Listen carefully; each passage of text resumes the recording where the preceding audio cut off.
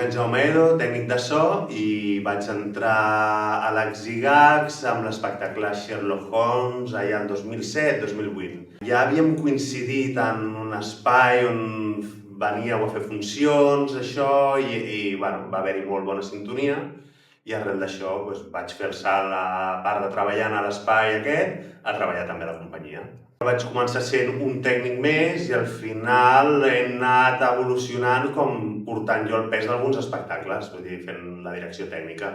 A poc, a espectacle rere espectacle, anant portar una mica més de pes i fins al final portar-lo de la part tècnica quasi tot. La feina de tècnics, sobretot, ens hem hagut de tornar tècnics informàtics, és a dir, vam començar amb unes màquines prou avançades per l'època, però avui en dia ja tot depèn gairebé quasi dels ordinadors. És a dir, has de saber molta informàtica, molta gestió de xarxes i moltes habilitats informàtiques que quan vam començar no eren necessàries. Hem anat avançant passet a passet, no hem fet salts molt grans, però sí que des de començar a fer, com a exemple, les funcions amb un minidisc o uns CDs, ara anem amb un ordinador, amb el software corresponent per fer-ho, i tots els salts que estan estandarditzats a dins de la indústria teatral i tècnica.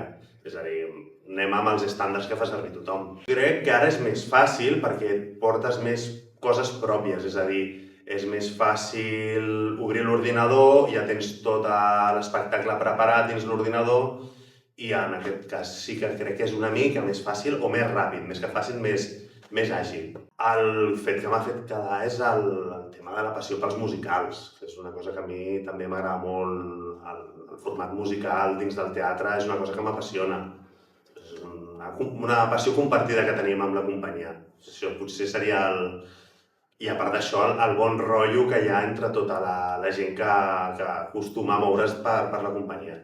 Jo recordo, perquè veieu el compromís que té la gent, un bolo crec que era a Galícia. Hi havia un dels actors fent el Sherlock que estava absolutament mut, però mut, que no podia cantar cap nota, i era el prota, era el Sherlock. I va tindre que punxar-se el cul i tot el cap de setmana estar callat fins a 2 minuts abans de començar la funció, fer una petita prova de so i arrencar el bolo i aviam què passava. Vull dir, això és el compromís que té tothom per tirar els bolos endavant de la passió que sentim per la nostra feina. Afortunadament no era l'estrena, no era un primer dia, que sí que hauria estat més dramàtic, però no, prou bé, va ser prou fàcil.